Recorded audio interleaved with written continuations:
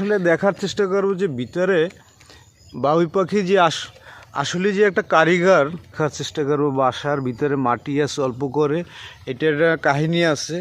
আমাদের সোহেল সাহেব এটার বৃত্তান্ত জানাবে। মাটিটা দেওয়ার রহস্য কি? মাটিটা দেওয়ার রহস্য হচ্ছে এরা নরম কাদামাটি এনে এখানে লাগিয়ে এর সাথে জোনাকি পোকা ধরে এনে জোনাকি পোকার মাথাটা কাদামাটির ভিতরে ঢুকিয়ে রাখে এবং ওর পাছাটা জ্বলতে থাকে। তারা এটা দিয়ে তাদের ঘর আলোকিত করে। ভিতরে আলো হয়, ওর ভিতরে জোনাকি পোকা গাইতে রাখে।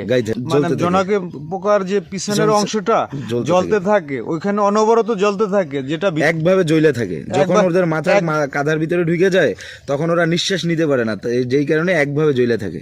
নিজের ঘর আলোকিত করার জন্য সেই বাচ্চা পরিবার নিয়েই থাকে এখানে বাবুই পাখিরা। বাবুই পাখির সেই ঘর আলোকিত করার জন্য জোনাকি পোকা কাদার ভিতরে মাথা ঢুকিয়ে রাখে, পিছনে